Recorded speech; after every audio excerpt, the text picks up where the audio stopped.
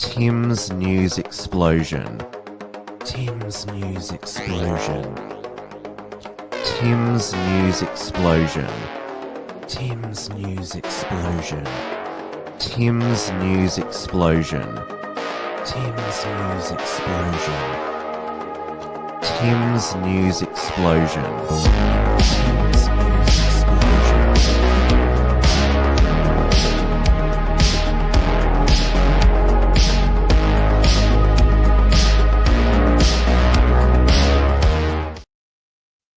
Hello everybody and welcome back to the final Tim's News Explosion before Australia's federal election on this Monday, the 28th of April 2025. 5 days to go until election day.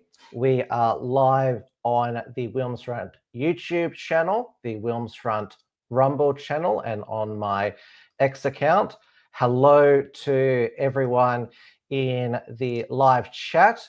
And now I'll be doing the show tonight with just one hand because I've got a limp wrist, as pardon the pun. So Peter Dutton apologised earlier in the campaign for saying that Anthony Albanese had a metaphorical foreign policy limp wrist. So wrist injuries, they're no laughing matter.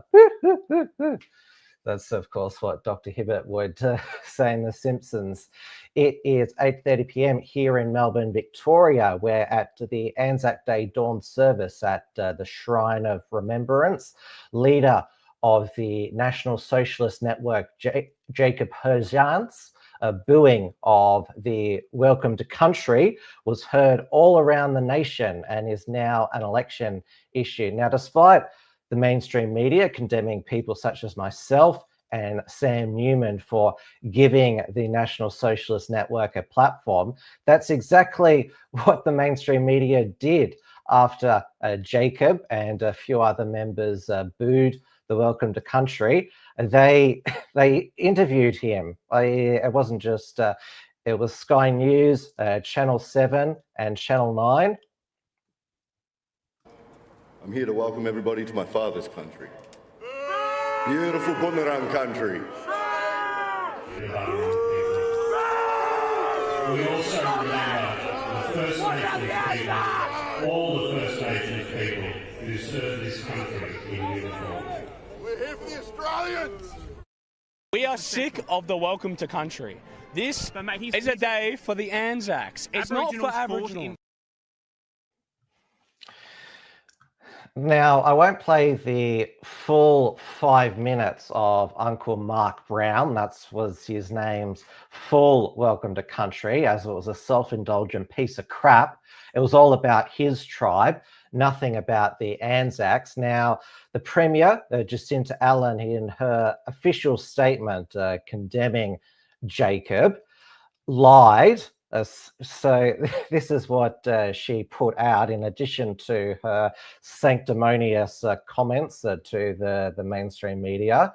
She said, "I strongly condemn the hateful disruption of this morning's dawn service. A neo-Nazi disrupting this day is appalling. It has no place here. ANZAC Day honours the values our ANZACs lived and died for: courage, loyalty, mateship, and sacrifice. Those who booed in the dark showed they have none of these qualities. To pierce the somber silence of the dawn service is more than disrespect. It dishonours all who have served, fought, and fallen. And to boo the Aboriginal servicemen and women, no, that's not what they were booing, because ANZAC includes everyone who served under the Australian and for New Zealand as well. We must not forget about the NZ in ANZAC, who served our nation, shows ignorance, hatred, and a complete lack of respect for them and for everything ANZAC Day stands for. ANZAC Day is a time to reflect and remember. Today and every day, we honour every Australian who has served this nation we are lucky to call home. Now, I last went to the Shrine of Remembrance dawn service back in 2019, and Dan Andrews was the Premier back then, and he paid his respects to the traditional owners, which back then it wasn't a full welcome to country. It hadn't quite evolved to that point. I still thought that was egregious. You're honouring our ANZAC veterans while at the same time saying the country they fought for doesn't exist. I remember when Tucker Carlson toured Australia, and sometimes it's good to have an outsider's perspective. He said, when they're telling you it's not your country, it's so they can take it away from you. And this is what the welcome to country, because we saw with one of the AFL welcome to countries, because a lot of them become self-indulgent and said that, oh, you have to be welcomed onto someone else's land. That would be considered disrespectful in BC, before Cook. Of course, they try to claim that it's an ancient tradition, but of course it was invented by Ernie Dingo as a tourism gimmick in the 1970s. And we are seeing with this welcome to country that you can't go anywhere in Australia without a welcome to country. And going back to what Tucker Carlson said, they are taking away our country. We're seeing that with native title. Australians are locked out of their own great outdoors. Remember, Ernie Dingo was also the host of The Great Outdoors, and also it was on the tourism ads, go out, see Australia. And, well, we'd certainly like to, but there's other Aborigines who are, well, of course, our governments have given away the land. The late Keith Windshuttle, who died recently, one of his seminal books was The Great Australian Land Giveaway, where these areas now apparently aren't part of Australia anymore. Kakadu National Park, Cape York, Lake Eyre, Bunda Cliffs, Finnis River, Grampians Ranges, Flinders Ranges, Mount Gillen, Mount Warning. Australians aren't allowed to go there anymore. Tourists, they're told go and see all of Australia's great landscape, and then they find that they can't. That's false advertising. And of course, you don't have to be a National Socialist to support the booing of a welcome to country. I wouldn't care if it was Kermit the Frog who did it, since there's a lot of Muppet memes in this federal election campaign. But of course, because the booing was done by members of the National Socialist Network, it was spun by the media, and Peter Dutton himself got himself wedged on the day that you either support the welcome to country or you're siding with the neo-Nazis. And Prime Minister Anthony Albanese vowed that the full force of the law would be, the booers would be hit with. What occurred at Melbourne Shrine of Remembrance and Kings Park in Perth was a disgrace. There is no place in Australia for what occurred. The disruption of ANZAC Day is beyond contempt, and the people responsible must face the full force of the law. And now, it was reported in The Age that the Allen Labor government, they had got legal advice that Jacob could not be charged under the government's new Racial and Religious Tolerance Act expansion. Remember, it passed the Criminal Justice Amendment and Social Cohesion Act. So 5 years in prison for inciting hate or violence. So the first test because remember, they're primarily aimed at people such as the National Socialist Network, and they found that Jacob didn't have a case to answer. Now, they're going to try and charge him with offensive behaviour. of course, best of luck with them with that. And now, last week I said that all of the National Socialist Network was banned from the Shrine for Anzac Day. That was incorrect. That was only Jamoan Roberts and Tim Lutz. And now the New South Wales Liberal Party, they put out a media release in response to the NSN booing the Welcome to Country in another state. And so Mark Speakman, the leader of the opposition, their Shadow Attorney General, Alistair Higgins, and Shadow Minister for Veterans, Robin Preston, jail or $22,000 fine for disrespecting our diggers. So when Parliament resumes, they're going to introduce the Summary Fences Amendment, War Memorials and Other Protected Places Bill. And so they were, under their bill, the maximum penalty for damaging a war memorial will increase to 22,000 or 2 years imprisonment or both. Obviously, we would all support that, but they've decided to sneak in here a maximum penalty for offensive and indecent conduct near a memorial, which I think they intend to cover the booing of a Welcome to Country, will also arrive to 22,000. Offenders will be required to pay for repairs unless there are special circumstances, so that custodians like local councils, RSL sub-branches and for-profit organisations don't have to foot the bill. The option for a community service penalty will be removed. So trying to sneak that in, and it's very clear that it's a response to the Welcome to Country being booed at the Anzac Day dawn service. And now the next day, before I move on, Anthony Albanese, he did not say, there was another person in Perth who booed the Welcome to Country, but there was, so Anthony Albanese included that, but he didn't say anything about the person who shouted Free Palestine at the War Memorial in Canberra during the remembrance there, while the Anzacs, they did free Palestine from the Ottoman Empire. So,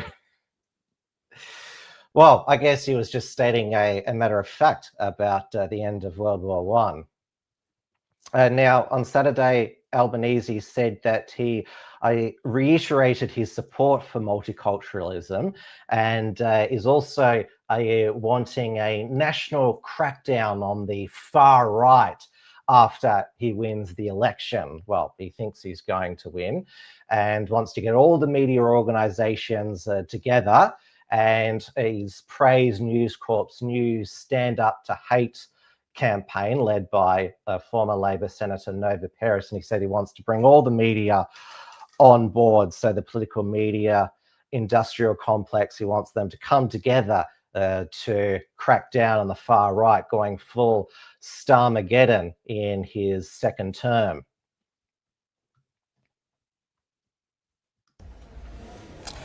We're a tolerant, multicultural nation, and I'm still shocked by the figures of the depiction of far-right figures on the steps of the Victorian Parliament, the march through gardens in Adelaide. You know, I speak out constantly against the far right. I consistently as well promote multiculturalism and respect for people, whether it be First Nations people or whether it be any part of our community. Now, also, he was clearly also referencing the so-called far-right security breaches this election campaign, aka voters wanting to ask the Prime Minister a question. So we saw first Lawrence McIntyre, who runs What's News, try to ask Anthony Albanese at a urgent care clinic in Brisbane that if you want affordable housing, why are you letting all these migrants in?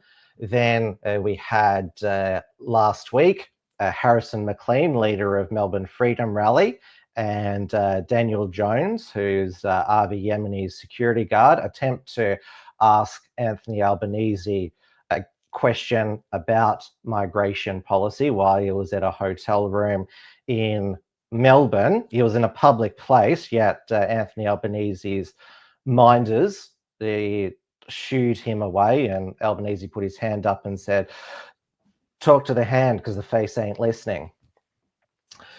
And now we had Harrison McLean this week try to question Monique Ryan, the TL independent member for Kooyong, about her husband stealing a sign of her Liberal opponent, Amelia Hamer.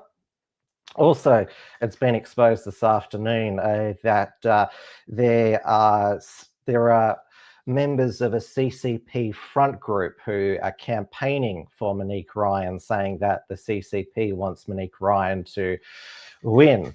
So maybe Harrison McLean should have a follow-up question to Monique Ryan, but he asked this at a campaign event in Kooyong. It was a refugee forum, so we can see what happened here. They just said, that question's not relevant, she's not answering it. Yeah, hi Monique Ryan. We've talked a lot tonight about refugees, but my question is actually about political integrity. How can the voters of Kooyong trust your campaign when your husband was caught stealing a corflute of a rival campaign opponent?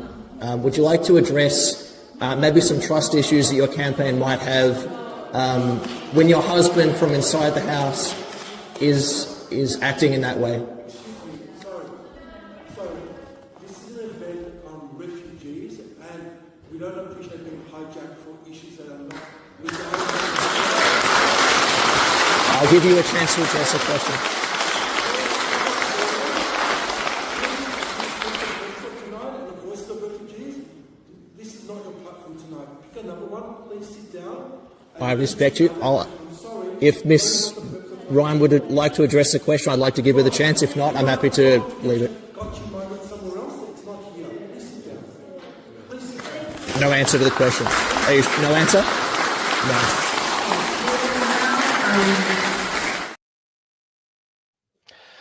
And now the next day, Matt Treahy, leader of the National Workers Alliance, went to another Kooyong forum. This was at the Kew Library, Friends of the ABC. So it was full of old white boomers. Now he decided, rather than to wait to ask a question, just decided to interrupt proceedings.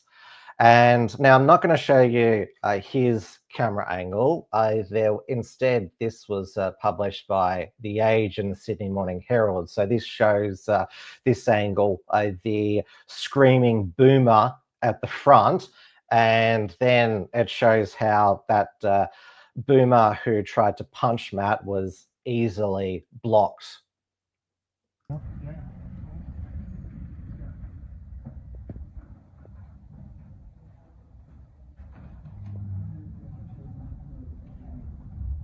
So, we could, people say, where's that money come from, where are we going to get that money from? We could get that money, there's not that much money that we would need to restore funding of the ABC to a reasonable extent. And I think that's something that... Can I check your name? Sure. We just here to ask about immigration and crime. I want to know when that political candidate will address the correlation between immigration and crime. When will the politician address it? We have an unprecedented rise in crime, direct correlation with immigration. You are putting our people at risk. No one is addressing this. This is not a forum for that. This is something these people need to answer, because the people are being put at risk. You are putting the citizens of this country at risk for immigration when there's a direct correlation between immigration and crime. When will you address it? When will you address it? Are you all too scared to address it? Correlation. You who say that you don't have any problem with political donations, you are asked directly whether it's political donations. How dare you come in here doing this? How dare they do this country? How dare you? This has nothing to do with We love this country and we want these people held to account because we are governed by parasites. We are governed by people who have no care for the people of this country, and you all know it. Am I? Where's the right forum to address the biggest issue of our time? The biggest issue of our time is the safety of the citizens, yes? What's your name? The biggest issue of our time is whether our citizens are safe. Community safety. Why are the politicians ignoring it? Why are the politicians ignoring the increase in rape in Victoria of 22%? Have you seen that? 22% increase in rape in 12 months. No one talks about it. 65% increase in sexual offences against children. Have you addressed that? 65% sexual offences against children increase. You don't like the truth? Immigration. You are putting our people at risk. This is something these people need to answer because the people are being put at risk. Who do you think you are? 22%.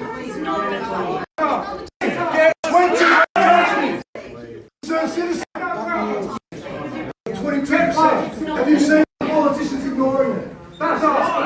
Why are the politicians ignoring the increase in rape in Victoria of 22%? Have you seen that? 22% increase in rape in 12 months. 65% increase in sexual offences against children. Have you addressed that? 65% sexual offences against children. You don't like the truth? You don't like the truth?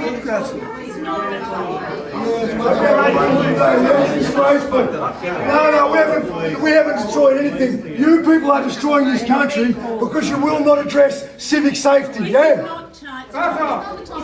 What's the role of government? Get out! The most important role of government is community safety. Who do you think you are coming in here? I'm a concerned citizen. Get out! I'm a concerned citizen who wants the politicians to answer the questions that matter to Australians' community safety. That's right.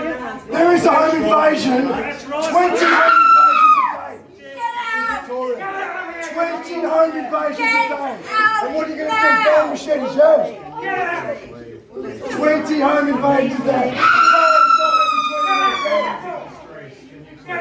Women's in distress, what? You don't want to address community safety? Don't touch me! Don't touch me! I want the politicians to address.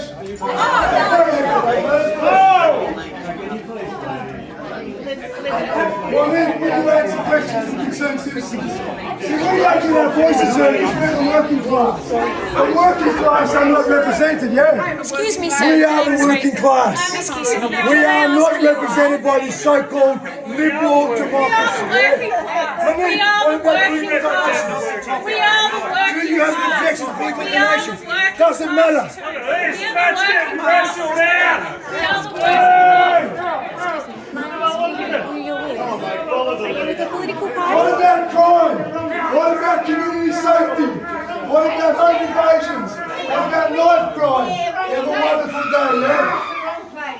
I won't have spoiled your evening, guys. I really haven't. I just want answers on who's going to act on crime. We just want community safety. I want to be able to go to bed at night and not worry about home invasion. I want my children to not be the victims of knife crime. All good. Please. I'm very fragile.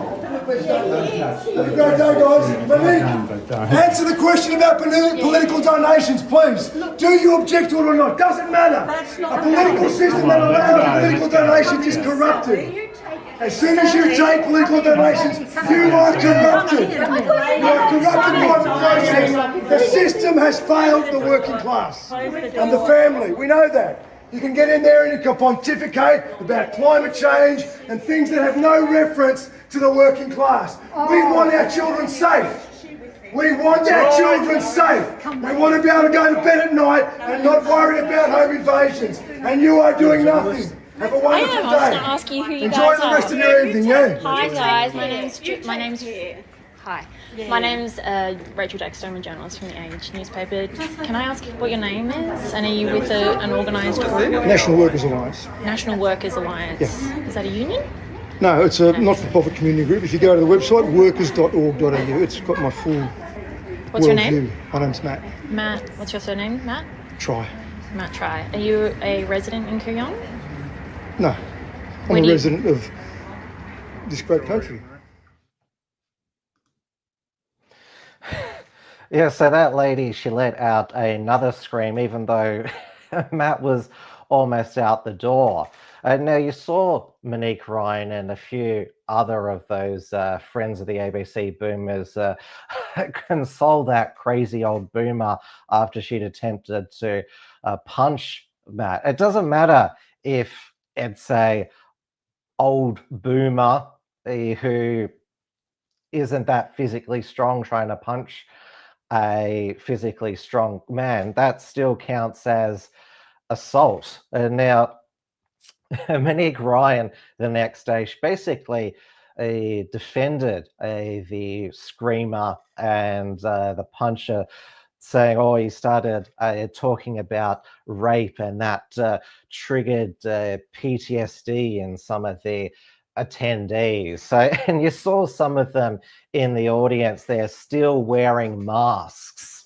So this is, I'm sure a lot of you still see, and they're particularly old white boomers still wearing masks, probably still getting their boosters every 6 months. So yeah, they're a lost cause. They're the friends of the ABC. Yeah, one of the biggest COVID bedwetters at the ABC, Raph Epstein, who also was a big defender of advocate of masks, even though he's got a beard, which he should know that doesn't make his mask very effective. He had to take a few months off because he got long COVID. Now, The Age, they had a exclusive on Friday evening. This was on the eve of the Melbourne Freedom Rally on the Saturday. Private intel inside the far-right group disrupting the election. And you know how they got inside Melbourne Freedom Rally? This was in a public X space hosted by Harrison McLean. And he spoke that he knew Albanese would be staying via private intel. So it goes on, it makes several accusations against Harrison, and so it goes down to say, I was given a tip off on the location ahead of time and he expected more events to follow, which I asked him about on Saturday, and he didn't give me a tip either on or off camera. And so also mentions Daniel Jones, calls him a self-defense enthusiast. That's apparently that's bad. So tactical forces combat, that's his organization. And then it labels Matt Tree here as a white supremacist, and mentions that he's a former member of the Lads Society, though describes himself as a nationalist, has publicly denied being a neo-Nazi. And now The Age on Sunday, they also had another exclusive. So the first exclusive on Harrison was by Sharon Grock. And so she was back on a Sunday as well with another exclusive, neo-Nazis quietly forming a new political party to try and get around the law. Well, quietly, Thomas Sewell has talked about this on his Odyssey live streams. So it's, if he's broadcasting it, it's not a secret. And they've already launched a website called whiteaustralia.com, Now, I'm not advertising that. I'm just saying that's what the website is. I certainly won't be joining it. I don't think I'd be allowed to join anyway. Would they allow women to join? Because only men are members of the National Socialist Network. If they wanted to reach the 1,500 members required by the Australian Electoral Commission, it would help if they had women, their wives, sign up. And it mentions here the White Rose Society and extremism expert Josh Roos, and also another one called Jordan McSwinney, who researches the far right. And the National Socialist Network, they were quite pleased with this amount of publicity, and it actually praises their strategy. So it says here that while the National Socialist Network might be deluded in thinking they can get a Nazi elected, researchers at White Rose Society said, you just have to look at the way some mainstream conservatives have latched onto the shrine booing stunt to get a preview of how a Nazi political campaign will be used to push the Overton window to bring extremism into the mainstream. And Fat Cass Ross is mentioned as well, expects the publicity stunt will boost it. They're eating One Nation's lunch and they're growing.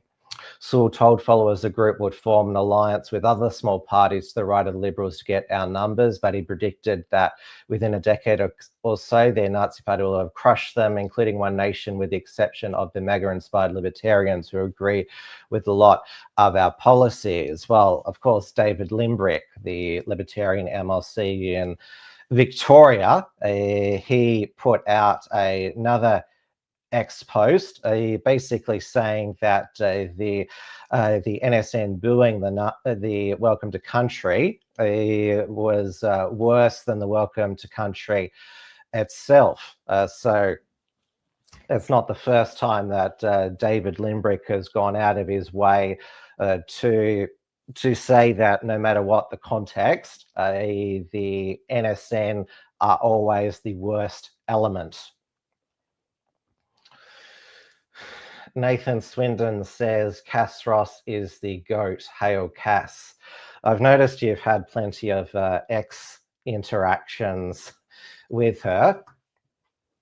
And this is also the thing that, the mainstream media, like I said, they condemn me and Sam Newman for giving NSN a platform, but by having these feature articles about NSN and interviewing them at after their public stunts, they're platforming them and giving them a platform in a normie print newspaper.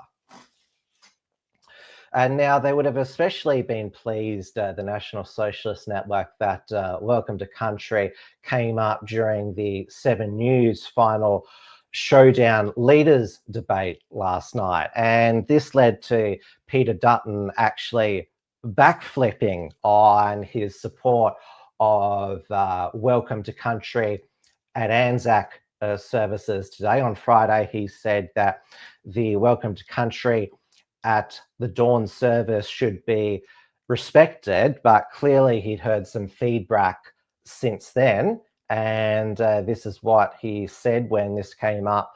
It was raised by moderator Mark Riley. I thought he was more tough on Anthony Albanese than Peter Dutton is, and no one lefty, so maybe he was trying to sort of overcompensate by being a bit more harder on Albo. Well, Mark, the point I've made in relation to the flag is that I don't believe that we can be the best country we can be if we're asking people to identify under different flags. No other country comparable to ours does that. I want to unite our country. I want every Australian to be equal. If you've got 65,000 years of heritage in this country, or you came here 6 days ago, as an Australian citizen, we are all equal.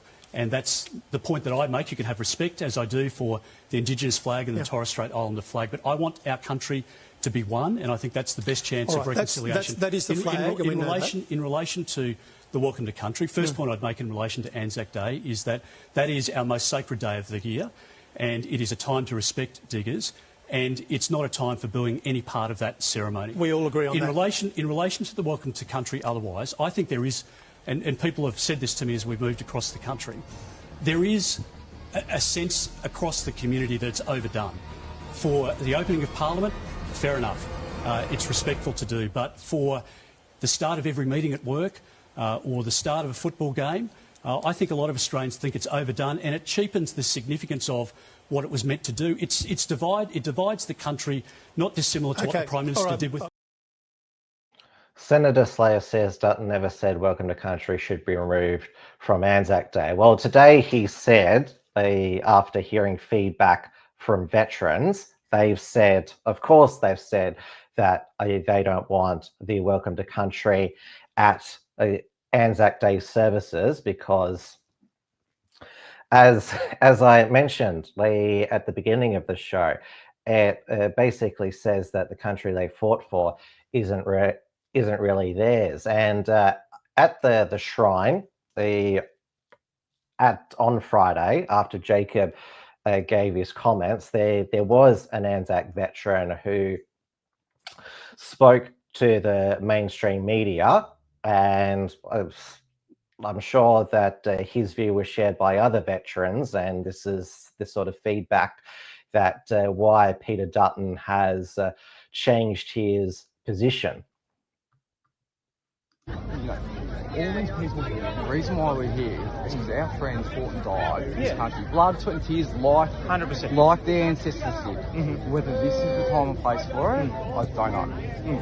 So I believe people are entitled to their opinions. Of course people are entitled to their opinions. Whether it's the time and place. That's exactly what I came to ask you. The same as the welcome to the country. Is it the right time and place today for it?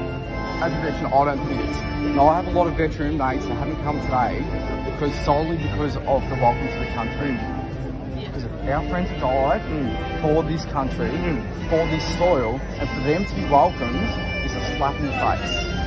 And you need to see it from a different perspective. No, I'm not disagreeing with. I'm not saying that there aren't people that feel that way. What I'm saying to you is to get up there and boo in the middle of what is a sacred ceremony is going to be seen by a lot of people as disrespectful. Yes, but that's where we, as Australians, and you as the media, need to tell the right story.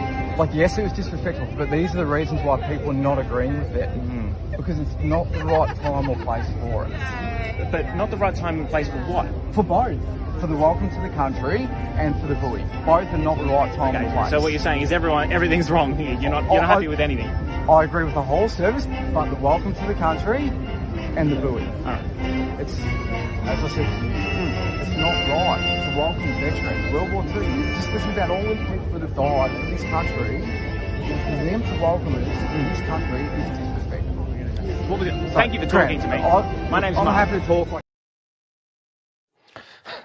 It's not the first time that a mainstream media soy cuck has been put in his place by a veteran. I remember when Heston Russell, founder of Voice of a Veteran, when Andrew Probyn, I think he was still with the ABC, was saying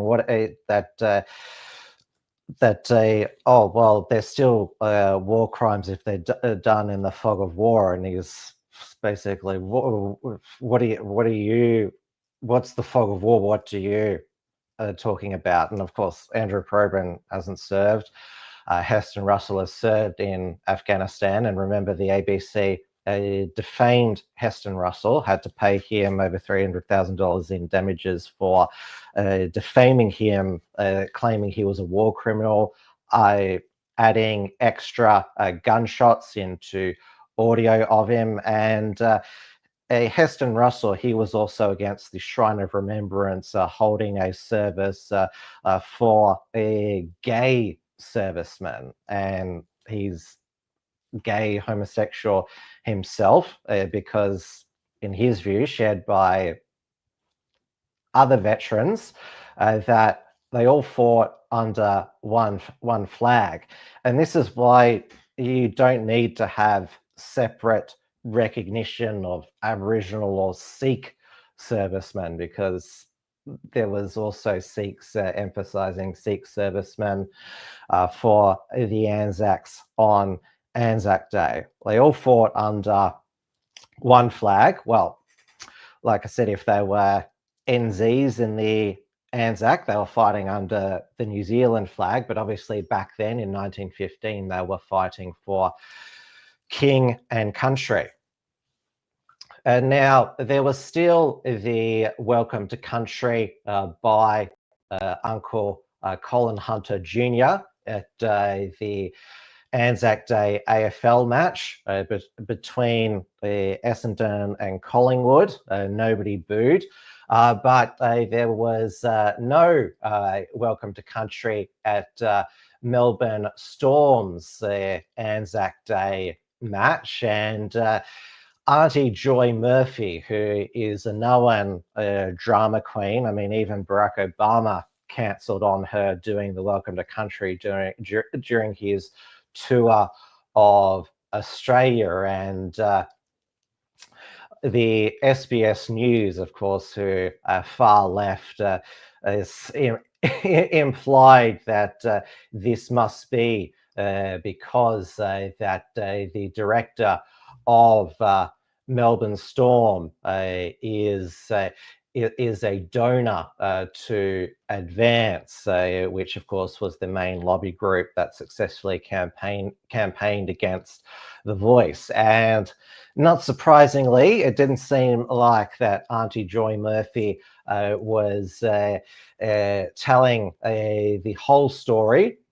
So Storm Chairman Matt Tripp released a statement blaming the cancellation on miscommunication of expectations. The board was not aware that a welcome to country was performed at Friday's game. You remember earlier this year, Melbourne Storm announced that a welcome to country would only be delivered at multicultural round and Indigenous crowd, and would always have an acknowledgement when appropriate. And they decided that Anzac Day was not an appropriate day for that. So again, Auntie Joy Murphy, she's just I'm not sure if there's an Indigenous translation for drama queen.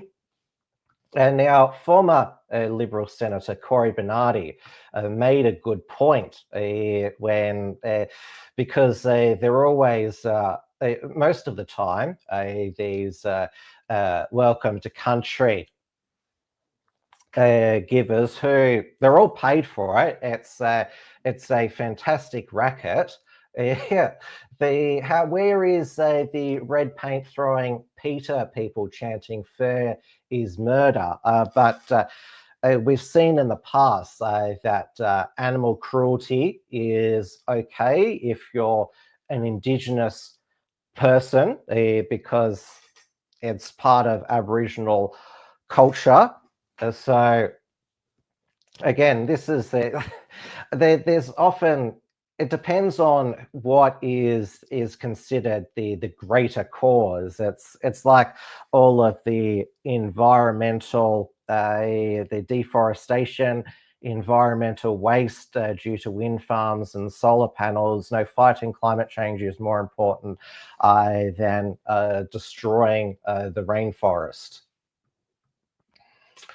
And now it's the final week of the election campaign. So Peter Dutton, I think he's finally realised that he's got nothing to lose. That's why he decided that he would backflip on unconditional support for Welcome to Countries at Anzac Day dawn services. Yesterday, in Melton in Western Melbourne, he spoke to supporters against the hate media. I have no doubt in my mind that we can win this election. Forget about what you're being told by the ABC and the Guardian and the other hate media. Forget about that. Listen to what you're hearing on the doors. Listen to what people are saying. Luckily, he didn't call them the lying press, but Peter Dutton still is suffering from amnesia about what a woman is. He released his domestic violence policy last week and couldn't give a straight answer whether his combating violence against women included trans women. And now, although we had the condemnation of the NSN booing the Welcome to Country from the Prime Minister, the opposition leader, the Premier, we had no such condemnation of Transtifa violence on Saturday afternoon. Now, they failed to violently shut down the Women Will Speak event hosted on the steps of Victorian Parliament House. It was hosted, this one, by Women's Voices Australia, which is a new organisation founded by Jasmine Sussex, who was sacked as a breastfeeding counsellor for saying that men can't breastfeed. Now, Victoria Police, they set up enough of a perimeter to keep the violent baying Transtifa mob at bay, and they did eventually push the Transtifa away after the event so they could safely escort the women to their cars. But then Transtifa went on a rampage through the Melbourne CBD, belting members of the public who were pissed off at their presence and got up in their face. But this was how 7 News that evening reported it. This is Paul Dowsley. To other news, protest mayhem has returned to Melbourne with a rally over women's rights descending into chaos on the city's streets. Opposing groups clashed with police caught in the crossfire as officers used pepper spray to keep the peace. Street fights break out in the city. Fists fly as transgender rights protesters and opponents scuffle in skirmishes. Capsicum spray used to disperse crowds. Police storming in to arrest 2 people across 4 hours of mayhem. This protester unmasked on Swanston Street, others obstructing roads. And blocking trams as they marched through the city. Hours of cat and mouse with police through the CBD. Former State MP Andy Medic caught up in a fight, pushed to the ground behind State Parliament. I want him arrested for assault. He'd earlier been escorted off its front steps carrying a transgender flag. How did you get onto the steps there? I'm an ex-member of Parliament. I have a pass. A women's rights protest was organised for midday at Parliament. It's women who are losing their rights, not people who have a gender identity. Women's spaces, women's sports, men are encroaching on all of that. It is frightening. I found it very difficult to walk past those people. They are rabid. They are insane. It's really important that they are able to say what they want to say about women's rights. A counter-protest pushing trans rights was organised at the same spot for 11:30, also chanting for Palestine and against police. We all hate cops! Strength comes in being able to drown out the hateful voices. Hundreds of officers cordoned off Parliament after clashes at a similar women's rights rally 2 years ago. To reduce the risk of violence again, police have widened the cordon zone to keep the sides apart. And just next to Parliament, the riot squad, ready to pounce. As the first group tried to leave, police tried to give them safe passage.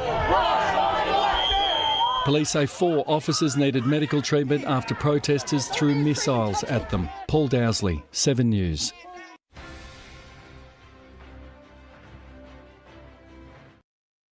Now, Victoria Police declared the eastern part of the CBD, so from Parliament House to about the middle of the CBD, a designated area, which gives them the power to search members of the public for weapons and ask people to remove face coverings if they believe that they're used to conceal their identity. But it only looks like they did that with that man that they arrested, and they only searched 38 people. So certainly they didn't utilise the powers enough. You saw all of those Transtifa wearing masks and some of them wearing goggles to obviously protect them from pepper spray. So they knew that they would get into well, they came there with anti-police chants, and so many of them came there expecting a confrontation with police. Of course, they always claim that, the police are the aggressors. This was one of their signs: cops kill queers, queers kill cops. How are they not arrested for incitement there? And this was another sign here. It was just on a poll: build a bright future for trans kids, throw a brick at a car today. And now 9 News, they also aired a report that Saturday evening. It was a little bit better than Channel 7's, which said that, well, it was both sides that clashed, when it was just Transtifa. After the Women Will Speak had concluded, just belting people and police in the CBD. Opposing pro and anti-trans groups have clashed in central Melbourne, with police forced to use pepper spray to quell the violence. Penelope Lish reports punches were thrown after heated exchanges on city streets. A trans rights activist knocked to the ground, which quickly escalates. Violence erupting outside the State Library after members of the public began clashing with protesters. It followed confrontations between protesters and police across the city. Earlier in the day, at least 1,000 people rallied outside State Parliament, beating drums and chanting. A ring of steel across Spring Street, police purchasing extra barriers to keep the larger protest group and a Women Will Speak event separate. Those at the rally were escorted out before former MP Andy Medic was involved in a verbal altercation that quickly turned physical. Talking about this is the right wing, this is the bigotry, this is the hatred. Pro-trans protesters then made their way through the CBD. Security locking customers inside a phone store. Pepper spray deployed as shoppers made their way through the Burke Street Mall. Demonstrators using wooden pallets to block intersections. Stop! The protest has now moved through multiple city blocks as police and tram network workers try to get ahead to stop traffic. Outside Town Hall, tensions boiling over. Officers detaining one protester next to a tram. The group eventually making its way towards the State Library, where some began to chant anti-trans slogans. There were no officers there. Police say 2 people have been charged, one with assaulting police. Penelope Lish, 9 News. And now Andy Medic, who's the former Animal Justice Party MLC, he was one of the Three Stooges that always waved through Dan Andrews' extension to his state of emergency powers and then helped pass the permanent pandemic laws. He has both his children are trans, so his son is now his daughter and his daughter is now his son. That's hard to follow. How does that happen in the one family? And he's a former member of parliament, yet he can't be in control of his emotions. And how does he still have a parliamentary pass? That's how he was able to get near Craig Coles. He was there as well with his Protect the Kids group. Maybe he's a staffer for the current Animal Justice Party, MLC Georgie Purcell, the ex-stripper and topless waitress who's also had an abortion, who's now the girlfriend of the Labor MP for McNamara, Josh Burns. They're quite the odd couple, since she's pro-Palestine and he's a Jewish Labor MP and a Zionist.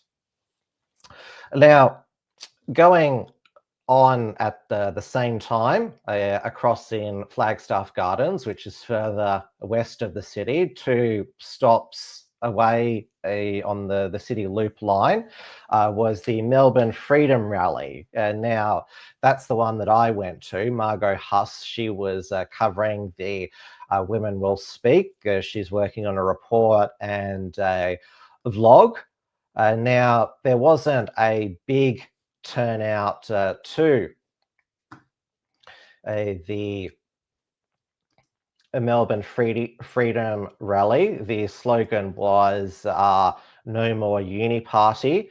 Now, obviously, it's because there was the other Women Will Speak, but it was also a pre-polling day, which so a lot of members of the Freedom community would have been volunteering for one of the Freedom parties to hand out how to vote cards. So there was only about 50 there.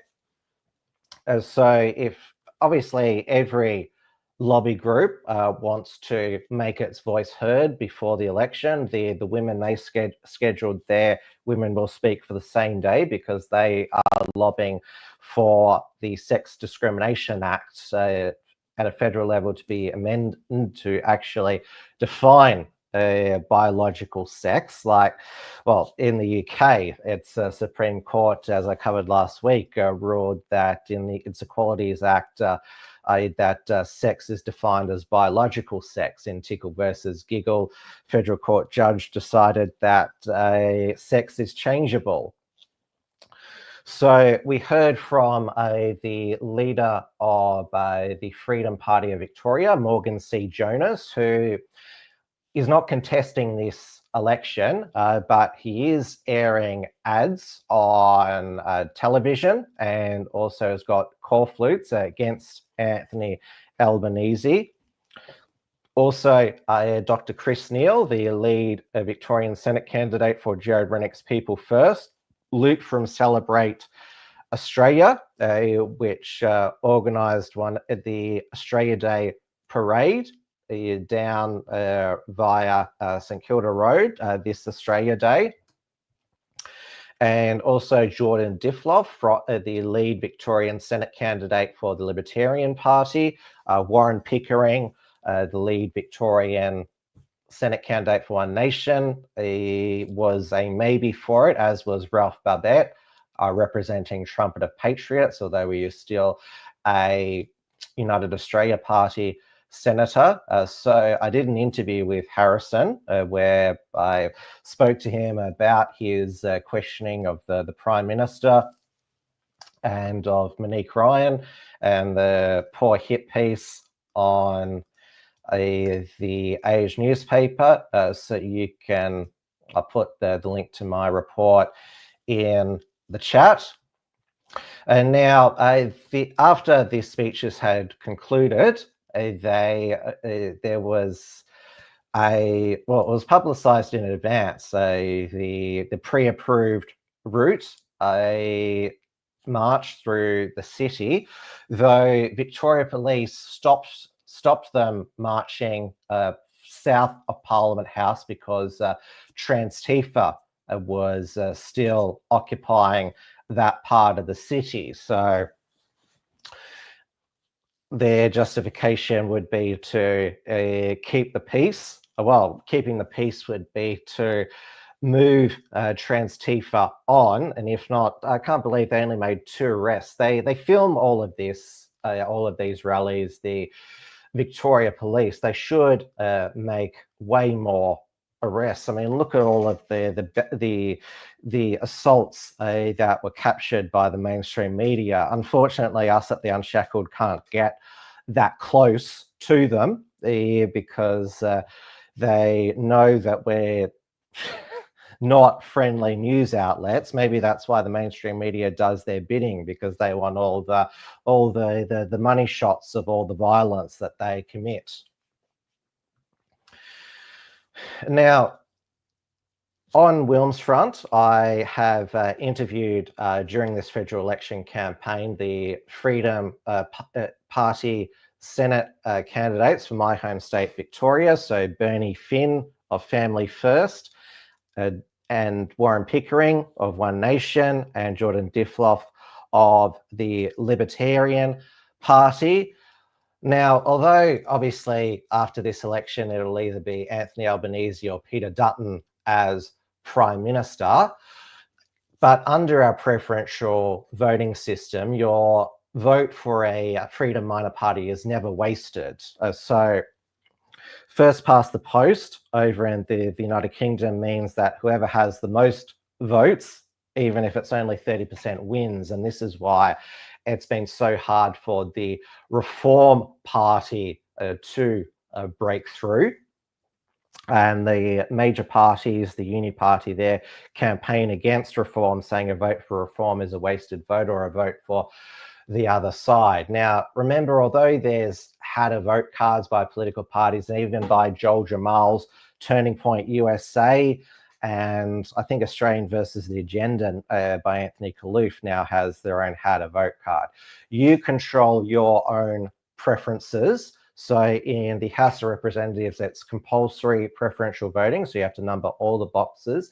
In the Senate, you have to number either above the line at least 1 to 6 or below the line at least 1 to 12. Though if you do just cast a 1, it still counts. Though I would suggest you preference as many as you like. You can go past above the line past 6 to however many groups there are, or past 12. But if you're voting below the line, no matter how, and include up to however many candidates you want. You can even preference them all.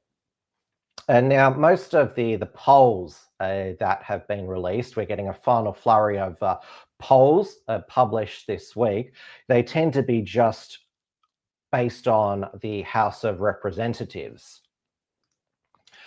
So I think the Senate, where there are 6 senators up for election in each of the six states for a 6-year term, 14.3% quota. So it's much easier for a minor party to get elected with preferences. Ralph Babet was elected for the United Australia Party in 2022, just a 4% of the primary vote. But the published polls, they tend to just be about the lower house. And now the pollsters, they're giving the people that they're polling the actual ballot paper. So we had the news poll published on Sunday night. There'll be one more news poll on Friday evening.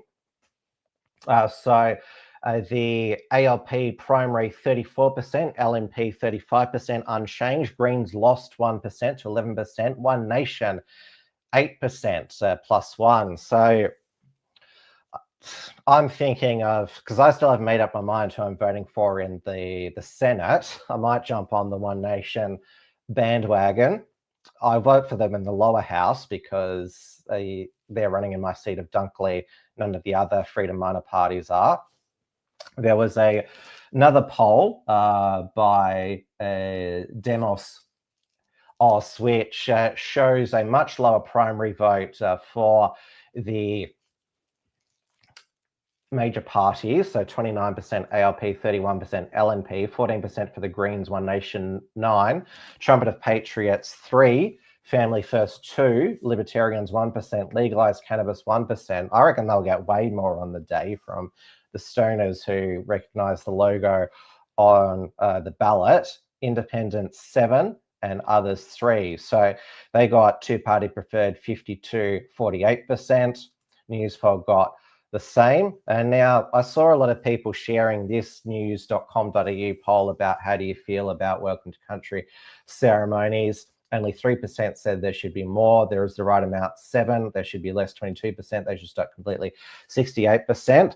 Even though there are over 100,000 votes, that's not a scientific poll. That's just the people that decided to view news.com.au that article and decided to vote, but it certainly shows that those who frequent that website, what their view is.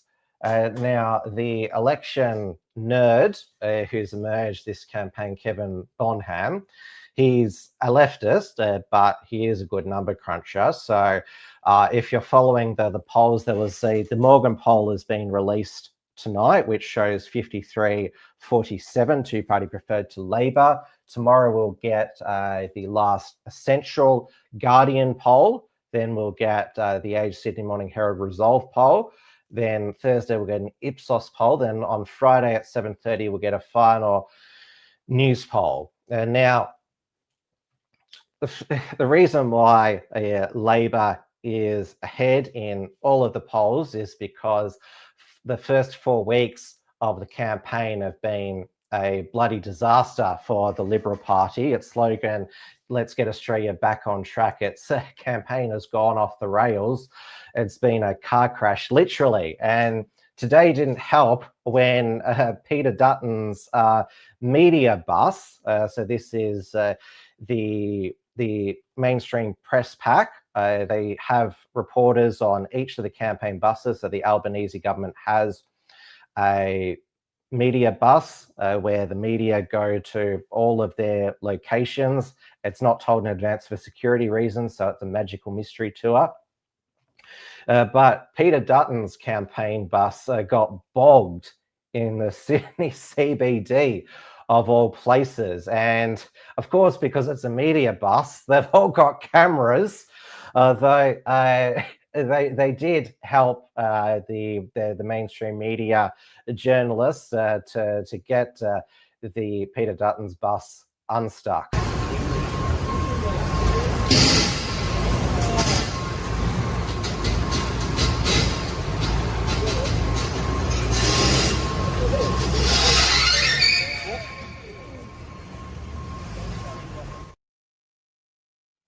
Yeah, I hope they didn't do a wrist injury like myself doing that. I certainly, in my state, wouldn't be able to do that.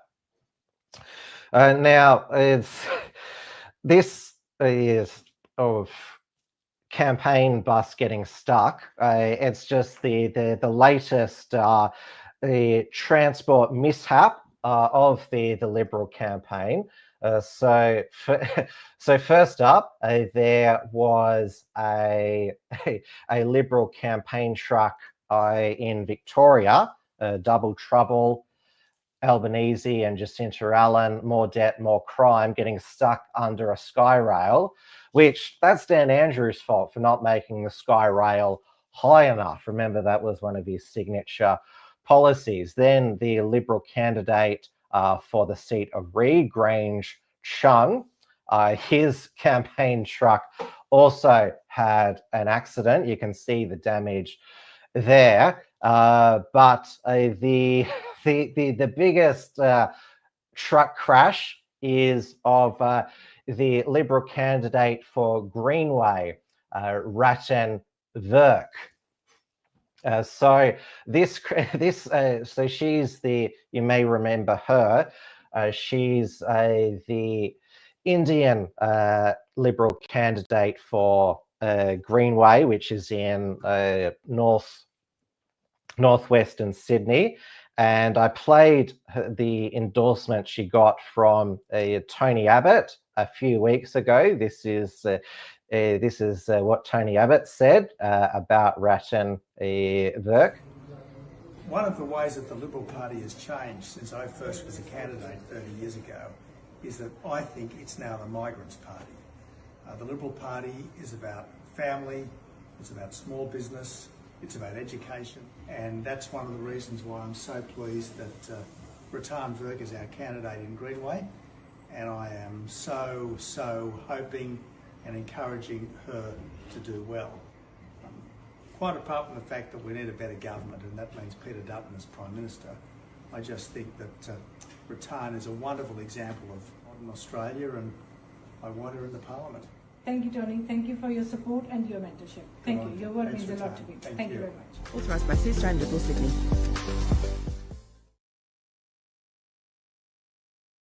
And this is Rattan, this is how it's pronounced, filming a campaign stop at a petrol station, pushing the Dutton policy for 25 cents, a cut in petrol excise for 12 months. It has just costed me $78 to fill a small car tank. Liberals have a plan to provide immediate cost of living relief by halving the fuel excise and providing families $1,500 saving per year. Can you afford another 3 years of Labour? No, we can't. Vote Liberal, vote one, Rattan work. Authorised by Seastrike. Now, obviously, cheaper petrol is great, but you also need to know how to drive. And Rattan Verk's Indian truck driver clearly didn't, crashing into this pre-poll centre. And so the campaign volunteers tried to remove the party branding before the police arrived.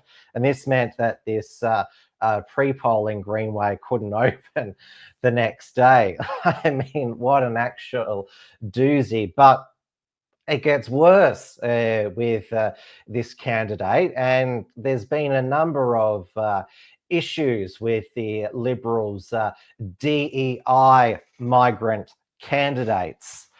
So Rattan Verk, she was the director of a company, Guru Harak,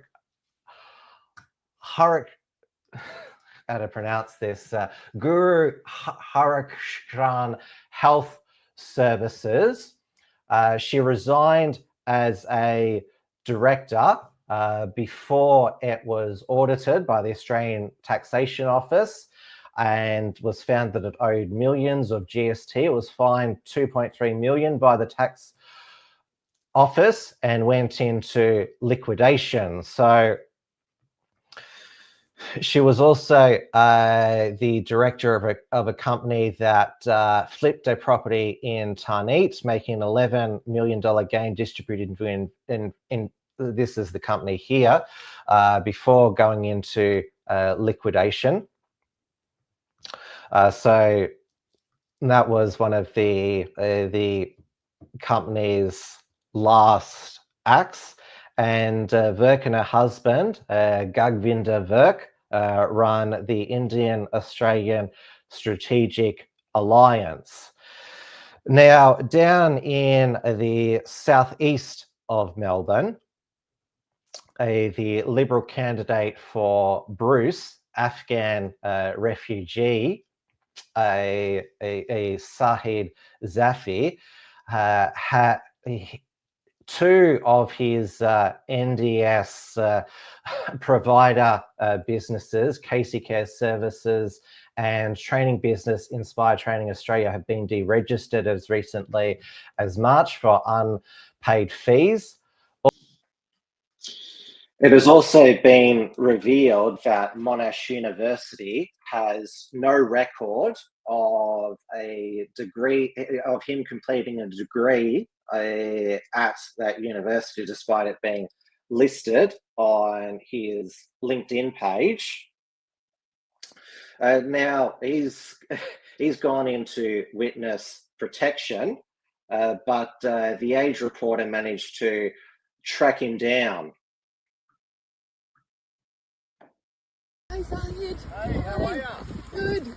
I'm a journalist with The Age. Yeah, Charlotte, I don't know how you are. How are you? Good. I've been trying to get in touch with Zahid during the campaign. Hey, Zahid. Hey, it's all good. I'm with The Age, and I'm wondering, why have you been dodging my media requests? I've been trying to interview you throughout this campaign to find out how it's been. Well, the cost of living is a huge issue. We've been talking to voters and getting in touch with them, and cost of living, and meeting as many voters as possible. What about your wife's business that uses fake reviews? What do you have to say to that? See, the people are concerned on cost of living, and that's where we are focused on. What about Labor calling for an investigation into your businesses? Are you concerned about that? We can talk, like, we'll be polite, we'll talk. Yeah, cost of living is the huge issue that that people are concerned about. But what do you say to voters' Jump out, concerns mate. about? Jump out. What do you say to voters' concerns about the legitimacy of your businesses? Why does it use fake reviews? They're more interested in crime, aren't they? Yeah, it's crime is a huge issue, and they're more interested in crime, cost of living. Labor has neglected the people of Bruce. But I'm asking about your businesses. There are serious questions. Labor has referred you for an investigation. What do you say about the use of fake reviews, stock images, people addresses who don't know what your companies are? What's going on with that? The people that are concerned is more about cost of living, crime in Bruce, and that's where Labor has neglected, and that's where we will be coming and getting Australia back on track. But what about you specifically? Thank you. And what about your campaign manager, Andrew McNabb? We've got to get back to the voters, Charlotte. We have to spend time with our voters. Yeah, appreciate you coming, but we have to spend why more haven't you time been with answering voters. my questions this whole campaign? Thanks, Charlotte. We've been answering them now.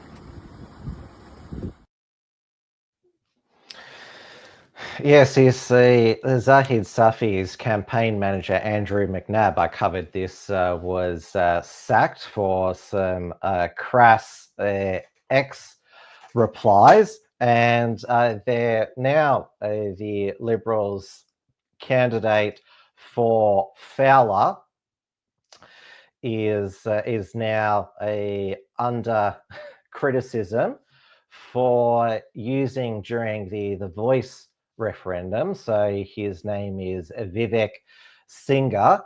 During the Voice referendum, he used the A word to refer to Aboriginals, which of course is Abo. You're not allowed to use that word. That's considered the N word for Aboriginals, even though it's just short for Aboriginal, the first three letters. Another one of his posts was, everybody needs to wake up the sleeping lazy bags, the Aboriginals. Singha told the ABC should not have expressed himself in that way. Now, the Liberals have no chance of winning that seat. It's going to be a battle between the two Vietnamese Lees, because Fowler is held by the independent member, Dai Lee, who is up against Labor's candidate, Shu Lee, who was supposed to be the candidate in 2022 for Labor, was bumped for Christina Keneally to be parachuted in. That's why Dai Lee ran, because so there would be a local candidate, and defeated Christina Keneally, thankfully, because she would have all gone after us as if she was elected as Home Affairs Minister. So there is also running in Fowler, I guess to put the foul back in Fowler, is the Greens non-binary queer candidate, Avery Howard. Now, trigger warning, he's so repulsive. And so Avi Yemeni actually, he dug into Avery Howard's ex history, and so he mentions that his grandmother told him that I hope you call it Australia Day, and he said, what a disgrace. There's the usual ACAB, all cops are bastard.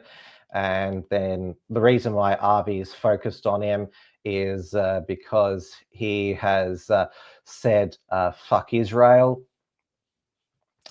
Now, of course, it's okay to mock Avery Bullock's appearance, because it's a choice to dye your hair an unnatural color like purple, and to get all those facial piercings, to be fat like that. So yeah, during the campaign, because he was getting mocked so badly, he limited his replies. Also running in Fowler is for the Libertarian Party, Victor Tay, who I interviewed when he was being harassed by New South Wales police in the Sydney CBD during the lockdown for exercising his rights. Now he is the pastor at the Liverpool church, and the mainstream media dug up many years ago a sermon that he gave in 2016, which said that homosexuals should be put to death, and that the homosexuals who were murdered in the Orlando Pulse nightclub shooting deserved it. Now he's no longer a theocrat, otherwise he wouldn't be running for the Libertarian Party. But back then he was sort of a Stephen Anderson style pastor. So Victor ran for Werriwa for the Libertarian Party last election. Because the boundaries have changed, he's now running for Fowler. Now, the only Liberal candidate who has been disendorsed this campaign is Benjamin Britten in Whitlam for saying to Joel Jamal that he's an ADF veteran, that women shouldn't serve on the front line. So he told that to Joel Jamal and was disendorsed. Well, not just for that, for also saying that porn is responsible for transgenderism. And now Damien Ferry, the senior editor of the Unshackled, who is based in Wollongong, is helping Benjamin Britten's independent campaign.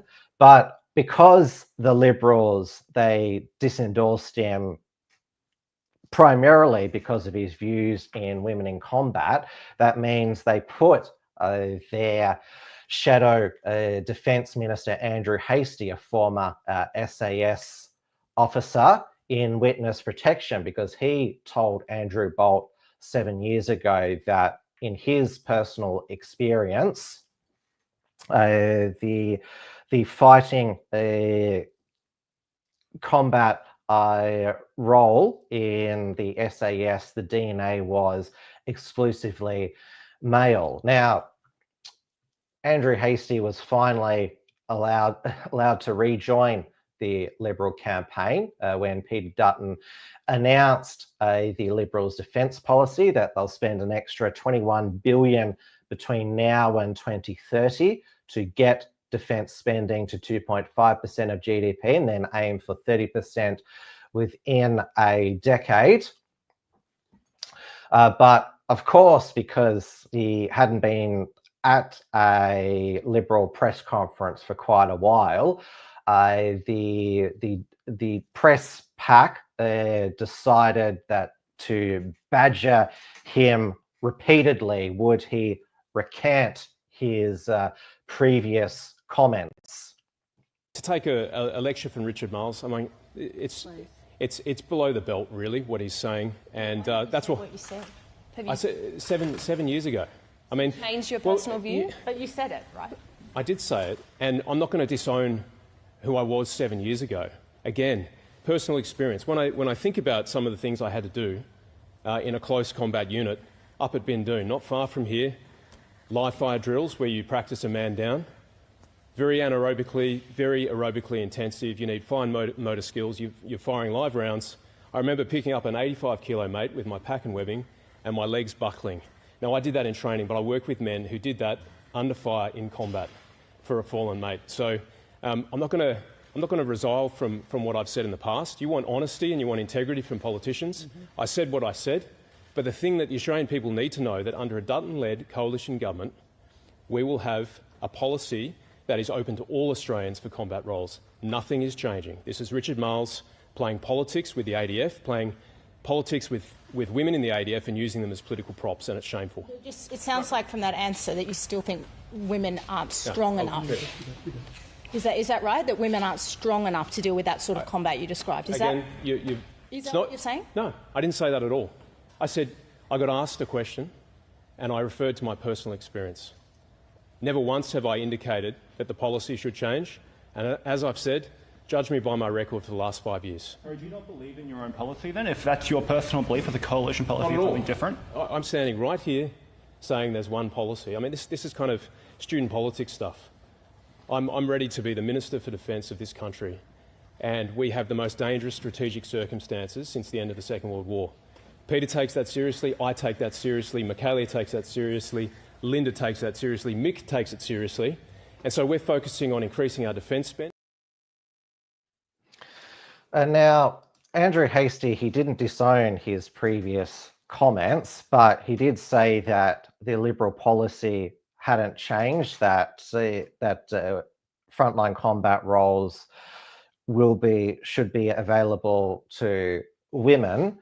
But this is Andrew Hastie has only been put in this situation because of his own party's disendorsement of Benjamin Britten. But the Liberals should have allowed him to be at a press conference weeks ago to, in a sense, rip off this Band-Aid. And finally, he's since the release of the defence policy, he's done numerous media interviews on Sunday Agenda with Andrew Clennell, on the Bolt Report, and on the Kenny Report. So it would have been easier just to get it over and done with. This the Dutton media hounds going after him weeks ago, and then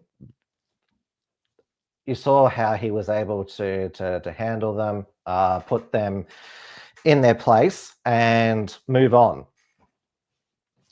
Now, we also had a new policy from Labor this week that they would unveil a new Medicare hotline, 1800 Medicare, so which has the effect of triaging you and working out if a telehealth appointment is appropriate for you, or that you need to go to either an urgent care clinic or see a GP. Of course, Anthony Albanese, he's been basing his campaign full of Medicare lies, claiming that all you need to see a doctor is your Medicare card, not your credit card. Now, I went to the doctor today and I needed both my Medicare card and my credit card, and certainly I paid for this completely out of pocket, this brace that I'm in. So yes, I needed my credit card on multiple occasions today.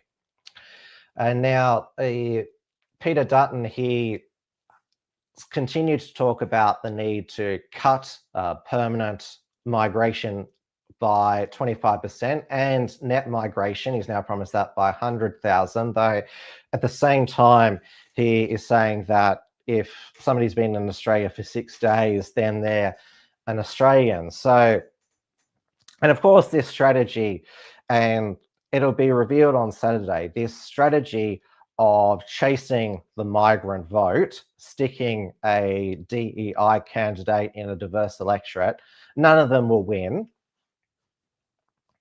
Mark my words, that is my firm prediction for Saturday. And like I said earlier, that Peter Dutton, it seems in this final week, is deciding to take the gloves off and finally bring back the old Peter Dutton, what got him as far as he did, leading in the polls this year. Was not being this go each way, me too to Labor's spending, shying away from cultural issues. He's finally back embraced the welcome to country.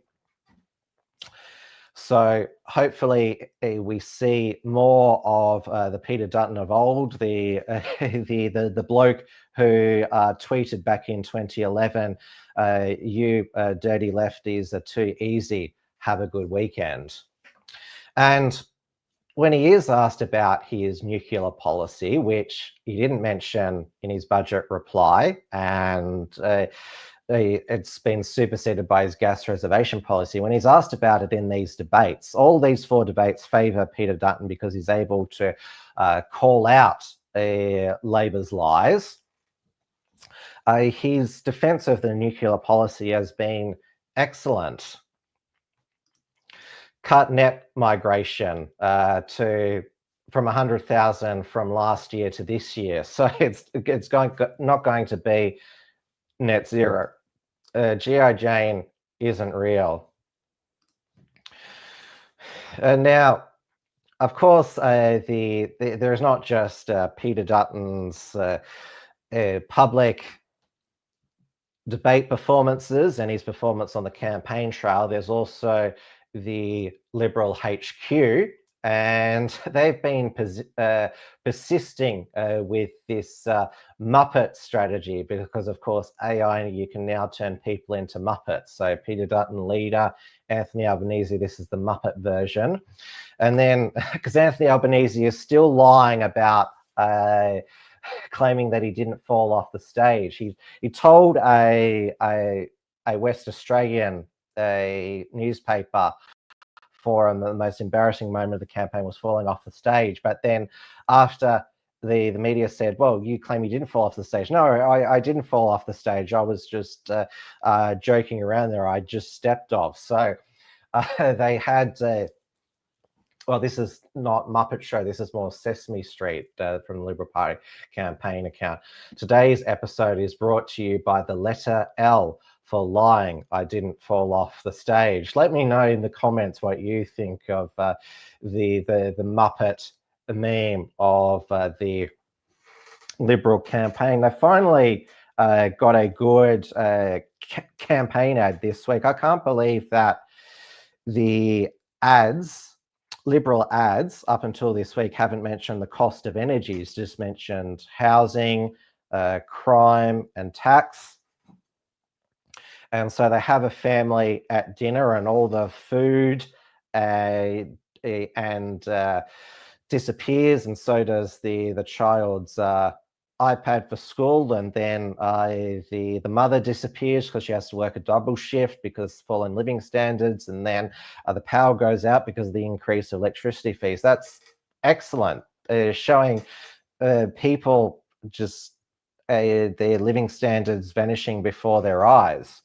And Labor has, their slogan has been, he cuts, you pays. Their ads have been, when Peter Dutton's cuts, all these things go up and they mount on top of each other. I mean, negative ads are the best. And Peter Dutton, his positive ads, let's get Australia back on track. It reminds me of Julia Gillard's Let's Move Australia Forward. And he sort of did had a real Julia moment on Sunday when he, in the News Corp papers, I have a softer side, and they decided, the News Corp papers, to have above him saying that the Pope's coffin, which is not a good metaphor, Peter Dutton, and above is a coffin a week before the election.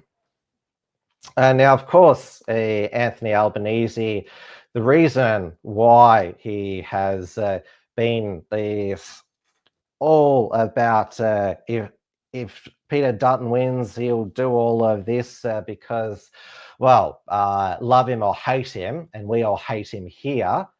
Dan Andrews has been his not-so-secret advisor. Now, Dan Andrews did win 3 landslide elections, despite wrecking Victoria so much. And last week, it was exposed, Dan Andrews' lie on that the curfew was based on health advice, when it was his crisis committee of cabinet that decided it. Justin Turrell, the Premier, is the only member of that committee left in the Parliament.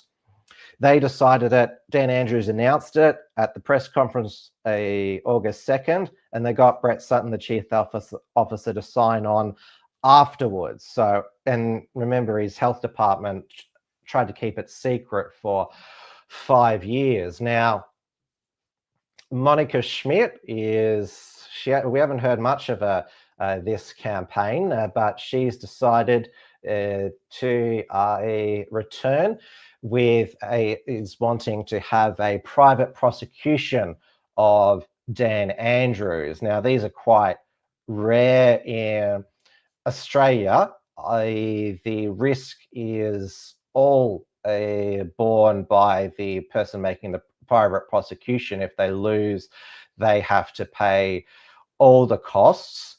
But Monica Schmidt, she has raised over $100,000 so far. So she said that she's already assembling a legal team. She's also paying herself a $1,000 weekly retainer for promo advertising. So $1,000 a week, that's $52,000 a year. And of course, we remember how Monica Schmidt, her most recent civil case against Victoria Police for wrongful arrest, although she won because she was awarded less damages than she was offered a settlement for Victoria Police, she has to pay their legal expenses. And for those men in the chat who may be wondering, Monica Schmidt, she is still single. This is her dating profile that I was provided with. I've been nervous to post my bio, but here goes. I'm 36, mostly in Brisbane area. I want to have kids, and yes, I'm running out of time. I need a confident man by man's side to help me do the things I can't. In return, I'm very supportive, loving, and loyal. I believe in traditional gender roles within relationships.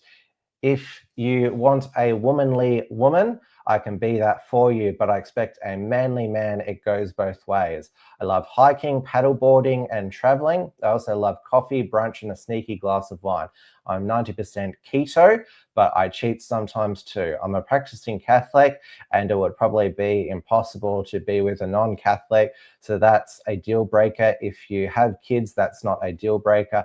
I have a bit of public profile, so I couldn't be with someone who was competitive about that or jealous that I get attention when I go some places. I'm impulsive and risky, so if you're an anxious person, don't bother messaging. So if you're interested, yeah, Monica Schmidt, that's her ad.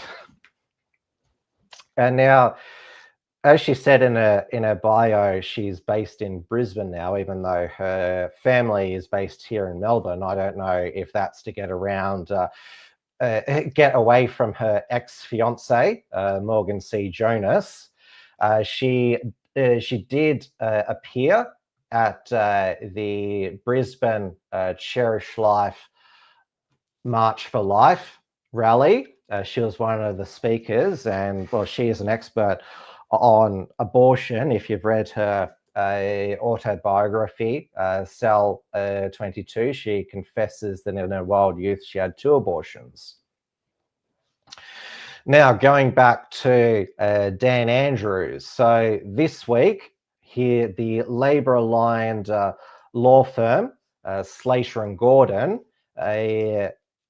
gave Ryan Mulman, bike boy, who it was either Dan Andrews or his wife Kath, who was driving at speed and hit him. That's what Dan Andrews admitted in the recently released 000 call. So Ryan Millman, he was in the ICU, had his spleen removed. So Slater and Gordon, to avoid all the evidence, including from the Andrews being played in the Supreme Court, they made Ryan an offer he couldn't refuse.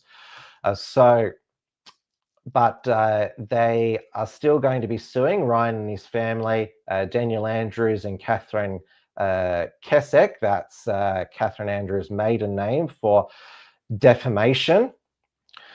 So remember that I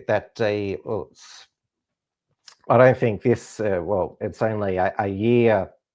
You only have a year between a statement to issue a concerns notice, but Kath Andrews said a decade ago that Ryan was lucky that he wasn't charged for being hit by their car. They claim that the car was stationary, but that is, as has been revealed, almost impossible.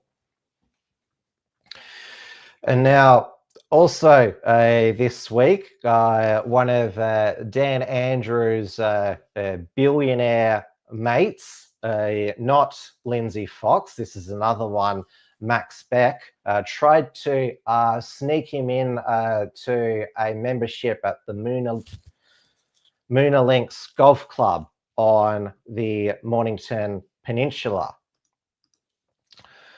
So Dan Andrews previously, he tried to join the Portsea Golf Club in 2023. So Max Beck, he tried to swap his wife's membership for Dan Andrews. That's kind of the going to such extreme measures. But when Munro Links found out after a member backlash, they released a statement that wishes to address recent public speculation regarding former Premier Dan Andrews. We can confirm that Mr. Dan Andrews is not a member of Munro Links Golf Resort. Munro Links continue to focus on providing world-class golfing experience and supporting events that promote sport, tourism, and community development. So golfers haven't forgotten that he banned golf during his lockdowns and claimed that a game of golf wasn't worth a life, even though there's been no proven case of COVID transmission from golf courses. Now, another legacy of Dan Andrews is, of course, rampant youth gang crime.